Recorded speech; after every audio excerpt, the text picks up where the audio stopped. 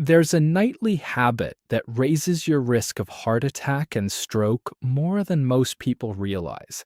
And it's not diet and it's not exercise, it's how you sleep. Specifically, sleeping on your back, having a drink to wind down before bed, and shrugging off snoring as background noise. Tonight, I'm going to walk you through exactly how disrupted breathing during sleep affects your cardiovascular system, why those particular habits make it meaningfully worse, and the specific low effort steps that make a real difference starting tonight. And I want to be upfront. This isn't about scaring you. It's about a pattern that's genuinely common, genuinely underdiagnosed, and genuinely fixable once you know what you're looking at. Before we start, tell me in the comments, has anyone ever told you that you snore, gasp, or stop breathing for a moment while you sleep? Or have you noticed it in someone you love? I read these, and they shape what I dig into next on this channel. Here's the framework for tonight. Every habit we're going to talk about affects one of two things: how much your airway narrows or collapses while you sleep, or how well your body recovers from the moments when it does. Narrowing and recovery. Almost everything about tonight's topic comes back to one of those two.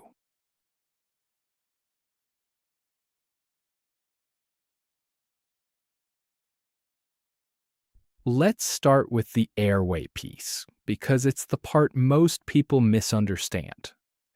When you're awake, the muscles in your throat and the back of your tongue actively hold your airway open. When you fall asleep, those muscles relax, the same way your arms and legs go slack. For most people, that relaxation doesn't cause a problem. There's still enough space. But for a meaningful number of adults, especially as we age and as throat tissue changes over the years, that relaxation narrows the airway enough to partially or fully block airflow, sometimes for 10 seconds, sometimes for much longer, sometimes dozens of times in a single night. That's what's actually happening during an episode of obstructive sleep apnea, and it's the mechanism behind almost everything else we're going to cover tonight. It helps to picture this concretely. Imagine a flexible tube that stays open because something is gently holding its walls apart. Now imagine that support relaxing. The tube doesn't collapse instantly and completely most of the time, but it narrows, and air has to squeeze through a smaller opening, or sometimes no opening at all for a few seconds. Your airway during sleep works similarly. A little narrowing might just mean snoring, which is really the sound of air being forced through that tighter space. A lot of narrowing or a full collapse means an actual pause in breathing. And that's the specific event your body treats as an emergency, even while you stay asleep through most of it. So, what happens to your heart during one of those blocked breathing episodes? When airflow stops, the oxygen level in your blood starts to drop. Your brain detects that drop as a genuine emergency, even though you're asleep and unaware of it happening. It triggers a stress response, a surge of adrenaline, a spike in heart rate, and a sharp rise in blood pressure, all designed to briefly wake your airway muscles back up enough to breathe again. You might not fully wake up, or you might not remember it in the morning, but your cardiovascular system experiences that surge every single time. Now picture that happening not once, but repeatedly through the night. Each surge is a small, sudden demand on your heart and blood vessels. A spike, a drop, a spike again. Over months and years, this repeated pattern is associated with several measurable changes: a higher likelihood of high blood pressure that's resistant to typical treatment, a higher risk of irregular heart rhythms, including atrial fibrillation, And research has consistently found meaningfully elevated rates of heart attack and stroke among people with moderate to severe untreated sleep apnea compared to those without it. I want to be precise about what that research actually shows. It's a strong, consistent association across many studies, not a single alarming statistic from one source. That's actually more convincing than one dramatic number. It means this isn't a fluke finding. It's a pattern that keeps showing up. There's also a specific mechanism worth understanding that connects this directly to blood pressure, since that's often the first place this shows up on a routine checkup. Each time your oxygen drops and your body triggers that stress surge, it activates your sympathetic nervous system, the same system responsible for your general fight or flight response during the day. In someone without sleep apnea, blood pressure normally dips during sleep, giving blood vessels a genuine period of rest. In someone with frequent breathing interruptions, that sympathetic activation happens over and over throughout the night, which can prevent that natural nighttime dip from happening at all. Over time, that pattern is part of why sleep apnea is so strongly linked to blood pressure that's difficult to control even with medication that would otherwise be effective. Let's talk about the first specific habit that makes this worse: sleeping on your back.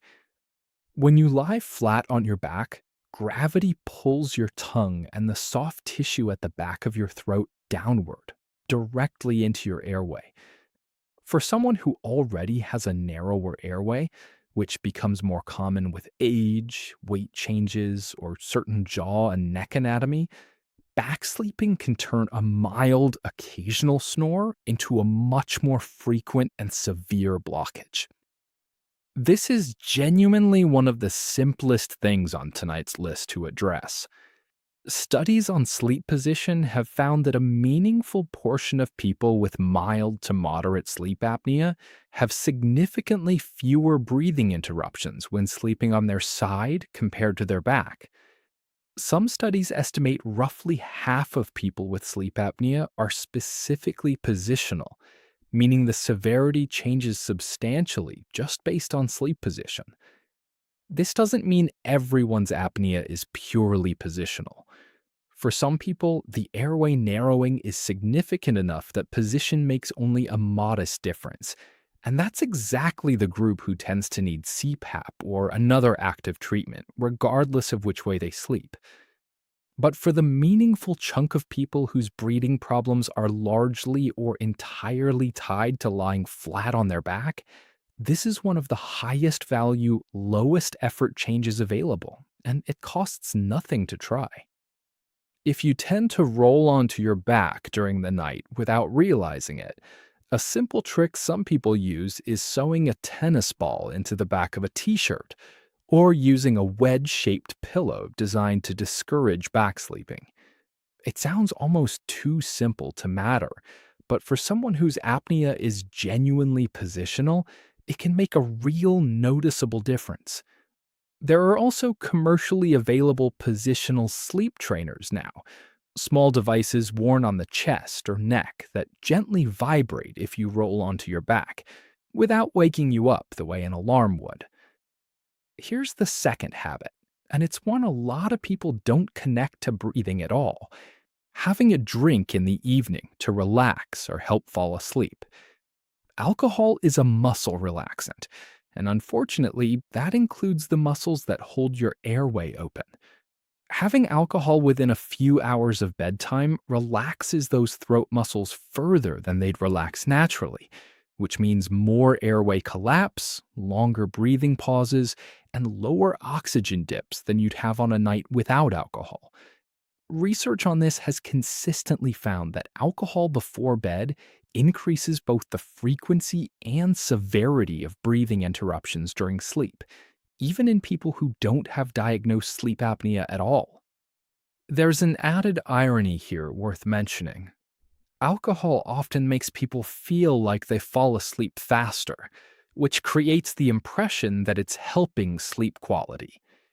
In reality, it's usually doing the opposite, fragmenting deeper sleep stages, and for someone with any underlying airway narrowing, actively worsening the breathing pattern that's putting strain on their heart overnight. The timing matters too. The closer to bedtime you drink, the more concentrated the muscle relaxing effect is during the exact hours your airway needs the most support. A glass of wine with an early dinner behaves quite differently physiologically than the same glass an hour before you turn off the light. I'm not telling you to eliminate alcohol entirely. That's a personal decision. And moderate drinking earlier in the day doesn't carry the same specific overnight airway risk. What's worth reconsidering is specifically the habit of a nightcap, or anything close to bedtime, if you already snore or suspect you might have some degree of sleep apnea. The third habit isn't something you do, it's something a lot of people don't do, which is take the warning signs seriously. Loud, frequent snoring is the most obvious sign, but it's far from the only one. Morning headaches, waking up feeling exhausted no matter how many hours you slept, needing to urinate multiple times overnight, a dry or sore throat on waking, and waking up gasping or choking are all meaningful signals. So is a partner telling you they've noticed you stop breathing for periods during the night. That's often the single most useful piece of information available, since it's genuinely hard to observe your own breathing while you're asleep. The reason this matters so much is that sleep apnea is significantly underdiagnosed, particularly in adults over 60. Researchers estimate that roughly 80 to 90% of people with moderate to severe sleep apnea have never actually been diagnosed. The vast majority of people living with a meaningful version of this condition have no idea it's happening every night.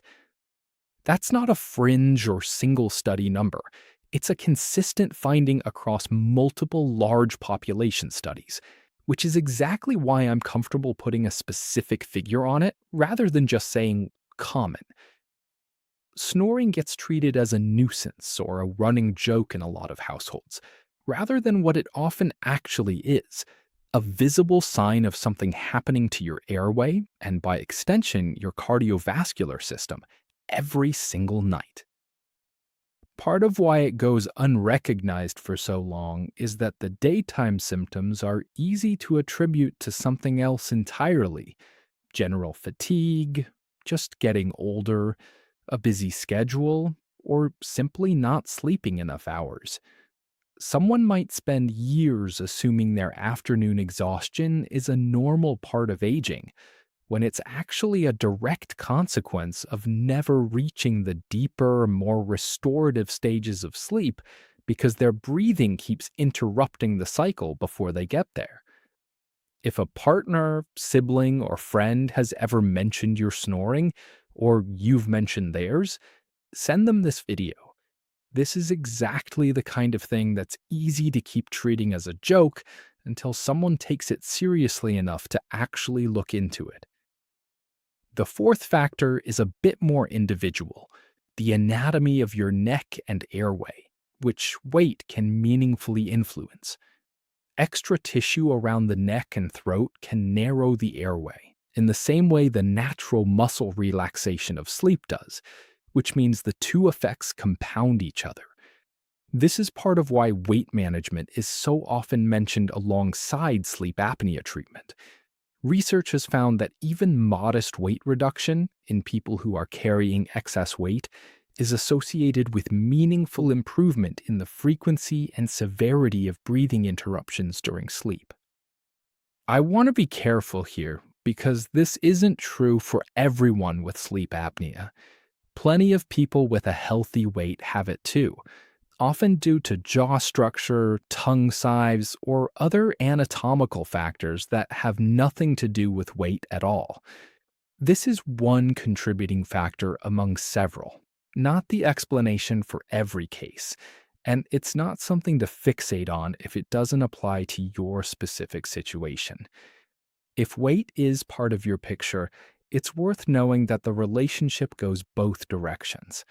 Untreated sleep apnea itself can make weight management genuinely harder, partly through disrupted sleep affecting hormones that regulate appetite and metabolism.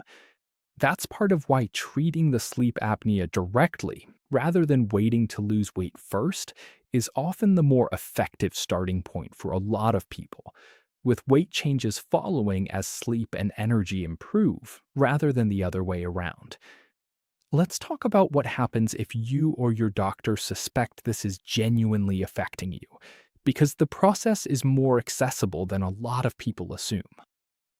A sleep study is the standard way to actually diagnose sleep apnea. And increasingly, this doesn't require an overnight stay in a lab.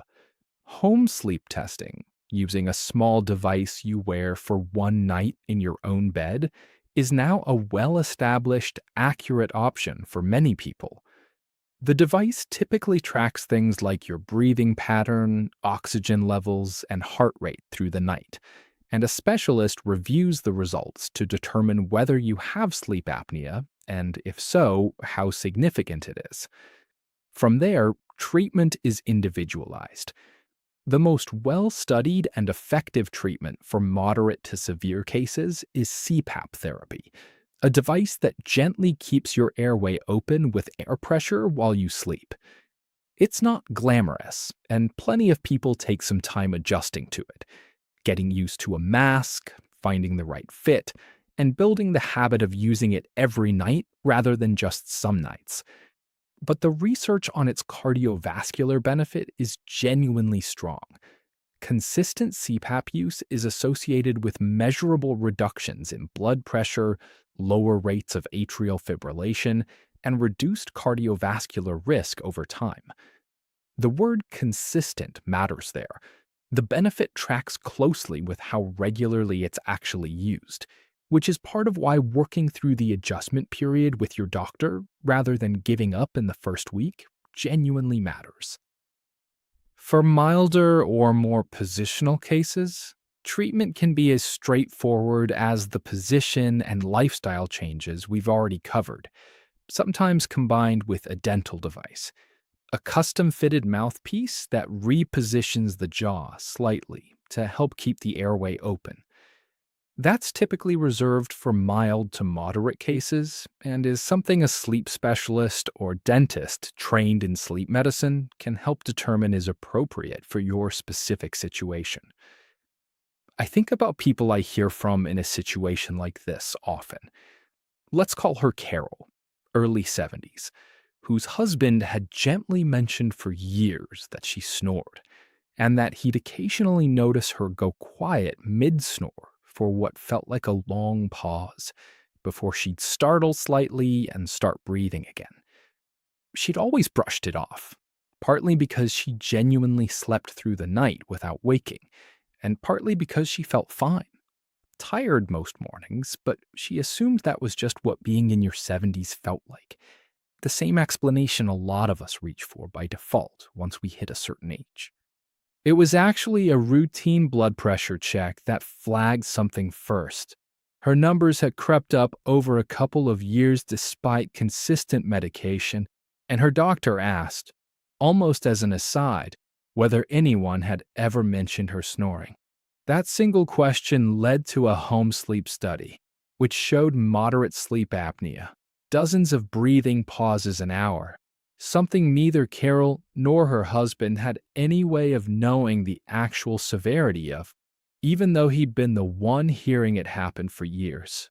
After a few months of consistent CPAP use, she told me the most noticeable change wasn't dramatic.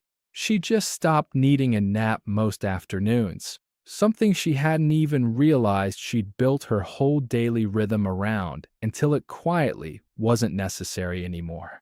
I want to directly address two things before we wrap up. First, snoring alone doesn't automatically mean you have sleep apnea And I don't want anyone walking away from this video anxious about every snore. Plenty of people snore occasionally, especially with congestion, allergies, or simply sleeping in an unusual position without any underlying breathing disorder.